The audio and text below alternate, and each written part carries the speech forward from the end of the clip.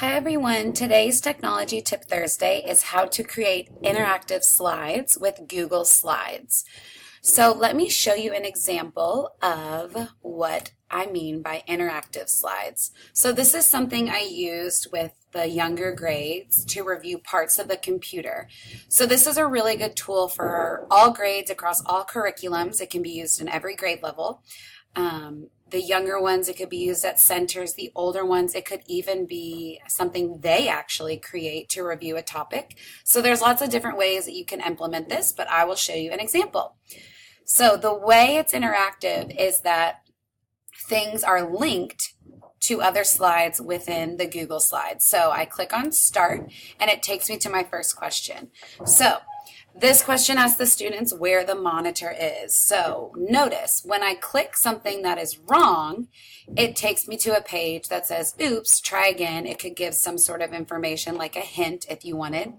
And then when I click try again, it takes me back to the page and then I can try again. So then you get it right, it goes to a new slide and so on and so forth. So basically, all you're doing is linking one thing to another page within a slide, just like you would with a hyperlink to take you to a website. So let me show you how to create this. It's very, very simple. I'm going to exit this. And in your drive, you will just create a new Google slide. And again, I use Google Slides for pretty much everything, especially instead of using Google Docs, just because it's more editable, it's easier to use, etc. So what you're going to do is whatever topic it's about. So I will do an addition topic. So what is, or you could even just do 2 plus 2. Again, you can format this however you want. If you want to change the theme of the whole slide, there's lots of different options. You can make it colorful, whatever. So you put your text in, or if it's a picture, then I'm going to create them as text boxes. So here's an example. I can put a text box here, and in the text box I can write my answer option. So let's say it's 1. I'm going to make it bigger so they can easily either come up to the board or do this on a device at centers. No big deal. I can maybe do, I'll show you how to insert an image. So if you would rather do pictures, you can go to Insert, Image, and you can either upload them from your device or you can search the web right here in Google. So maybe I want to put this one in there. I just drag it, drop it in.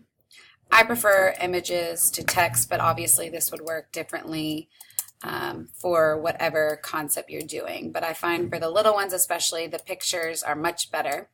You can do however many answer options you want. You can do 2, you can do 5, you can do literally anything. So once I have my answer options, now it's time to actually make this interactive. So what you will do is you'll want to have other slides created. So I'm going to go ahead and click try again. And then you need some sort of way they can get back to the original page. So I like to do arrows. You could do any sort of shape that you want. For this case, I'm going to do an arrow, and inside you can type something if you want. Go back. Again, to change the colors, it's all here. And then I'm going to go ahead and duplicate this slide and then make this the great job slide. So that's what happens when they get the right answer. And I will insert another arrow, and this time point it the other way. Whoops, that's not the right one. Point it the other way so that it continues on to the next slide. So, next question. All right. Now, in order to link these things, and what I will do a lot of times is select all 3. So click the first one and the last one and hold down Shift, Command C to copy, and then click in here, Command V to paste, and that way I can just keep this format and change my questions with my answers. So back to the beginning. Now, what you want to do is you want to link these slides. So you click on the object that you want to link, and then up here in the top, this is how you link them. It's just the same way you would do a website. You click Insert Link, and notice your first option is to paste a link. Underneath, you can click Slides in this presentation. So since this is the wrong answer, I want it to go to the next slide and then click Apply. Same thing for all the wrong answers. I'm going to link them to the next slide and click Apply. The right answer, I will link to the slide that says Great Job. So you'll notice it's slide 3. Click Apply, and then the wrong answer, next slide, Apply. So now when I present this, the question comes up and I can click the answer. So 2 plus 2 is 1. Oh, that's not right. I'll have to try again. Don't forget you have to link your try again and your Great Job pages. You do it the same way.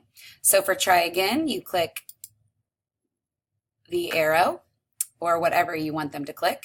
Click Insert Link and then go to the previous slide and click Apply. Same thing for Great Job. Click it, link it to the next slide so it goes to the next question. So let me show you what it will look like from here. So 2 plus 2 is 1. Nope. Try again. Go back. 2 plus 2 is 5. Nope. Go back. Try again. 2 plus 2 is 4. Great job. So it's very, very simple to do. The most difficult part about it is that it can be time consuming. But once you have those slides formatted, then just copy and paste them and change the data that you want in there or the questions, and you're good to go. So please let me know if you have any questions about this. It's a great whole class activity. It's a great small group activity. You can easily put it on your Clevertouch boards and they can come do a little center, or they can even do this on the iPads if you pull up the slides and talk them through how to use that. So please let me know if you have any questions or even need help creating one. I would be glad to help you with that. So let me know.